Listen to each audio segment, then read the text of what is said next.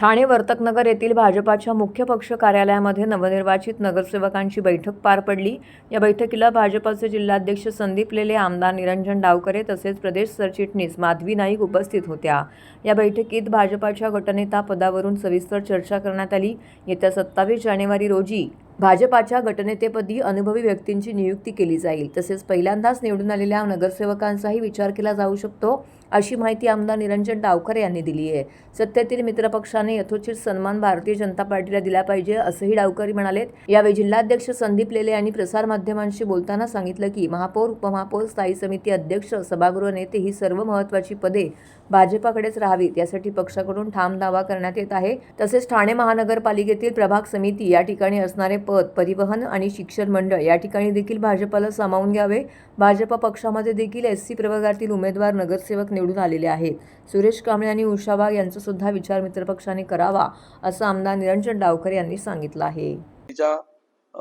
थोडा अनुभवी असलेल्या नगरसेवकाची याकरता निवड केली जाईल। आमच्या पातळीवर कुठली बैठक अजून झालेली नाहीये, परंतु निवडणूक युतीमध्ये आम्ही लढलेली होती आणि युतीत लढल्यामुळे जरी शिवसेनेचं संख्याबळ पूर्ण बहुमताचं असलं 75 किंवा त्यांना एका सदस्याने पाठिंबा देऊन 76, तरी देखील त्या येण्यामध्ये आमच्या 28 येण्यामध्येही त्यांचा सहभाग आहे, मी असं म्हणणार नाही।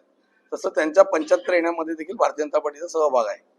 त्याचा विचार करून त्यांनी सत्तेमधला यथोचित जो सहभाग आहे तो भारतीय जनता पार्टीला दिला पाहिजे, अशी आमची अपेक्षा आहे। पद हा शब्द पडण्यापेक्षा सत्तेमध्ये यथोचित सहभाग घेतला गेला पाहिजे, कारण आम्हालाही लोकांनी मतदान केलंय।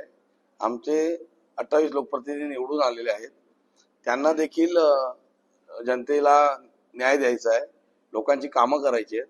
आणि शेवटी स्वाभाविक आहे राजकारणामध्ये, आता समजा हा कार्यकर्ता आहे, हा नुसताच काम करेल आणि तो नगरसेवक झालेली या व्यक्ती काम करतील, याच्यात फरक पडतो। तसं नगरसेवक झाला आणि तो सभापती झाला, उपमहापौर झाला, महापौर झाला, त्याच्यानंतर अनेक अन्य पदे, स्टँडिंगचा अध्यक्ष झाला, सभागृह नेता झाला, तर तो लोकांचे प्रश्न मांडणं आणि ती कामं होणं, या दृष्टिकोनातून आपण त्याकरता बघितलं पाहिजे आणि त्या दृष्टीने आम्हाला त्याच्यात सहभाग मिळावा, अशी आमची रास्त अपेक्षा आहे। आता महापौर होण्यासाठी काय वाटाघाटी करायच्या हा राज्य पातळीवरचा विषय आहे, परंतु आम्हाला याचा आनंद वाटतो की उद्या एससी, एसटी, ओबीसी कुठलंही आरक्षण पडलं असतं तरी आमच्या 28 मध्ये आम्ही तो सर्व सामाजिक समिती इतकं सुंदर सांभाळलंय की आमच्याकडे एक एसटी नगरसेविका आहे 3 मधली, एससी 9 मधले आमच्याकडे 2 नगरसेवक आहेत। पूजा वाघ एससी नगरसेविका आहे आणि आपले सुरेश कांबळे एससी, आपला उषा वाघ आणि सुरेश कांबळे आमचे एससी नगरसेवक आहेत। आपल्या कमलताई चौधरी शेड्यूल ट्राईबच्या नगरसेविका आहेत।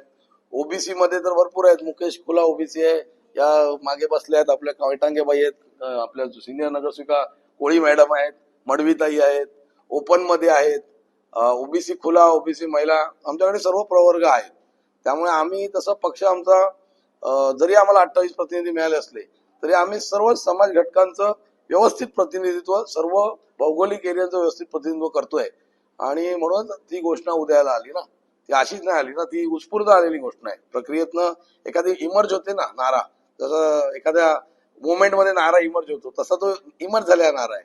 शिलटे वडवली, भाजप वाढवली, बाय डिफॉल्ट आलाय। आमचे सर्व प्रस्ताव आहेत, आम्हाला नक्कीच सत्तेमध्ये बसणं हे आवश्यक आहे, कारण आम्ही युतीत लढलोय। आम्ही विरोधात लढलो असतो तर आम्ही 100% विरोधातच बसलो असतो। त्यामुळे विरोधी पक्षनेता पण काय वाईट पण नाही, उलट ते जास्त पॉवरफुल आहे, कारण कोणीतरी सत्तेत बसलं, आमच्याच विचारांचे लोक सत्तेत बसतील आणि आमच्याच जर झाला तरी उलट दोन्ही बाजूने जनतेचा लाभ आहे, कारण सगळ्यात मोठा पक्ष ते आहेत, त्याच्या पाठोपाठ मोठा पक्ष आम्हीच आहोत। बाकीचे पक्ष किती 12, 9 आणि 5 असे आहेत, म्हणजे सभागृहातल्या 131 सदस्यांपैकी 76 अधिक 28 104 नगरसेवक हे शिवसेना भाजप महायुतीचेच निवडून आलेले आहेत ना। त्याच्यामुळे मग विरोधी आवाज त्यांचा एकदमच क्षीण आहे। त्याच्यामुळे आम्हाला विरोध बसायची अजिबात इच्छा नाही, ते बसणं पण चूक आहे, कारण आम्ही युतीत लढलोय, पण आम्हाला योग्य सन्मान दिला गेला पाहिजे। योग्य म्हणजे योग्य, आम्ही काय आवाज मी बोलत नाही, आम्हाला पण कळतं, आम्ही एवढे वर्ष युतीत काम केलंय, विदाऊट युतीत केलंय, संख्याबळ पुरेसं झालेलं आहे, पण ते युतीत झालेलं आहे याची थोडीशी जाणीव ठेवली गेली पाहिजे.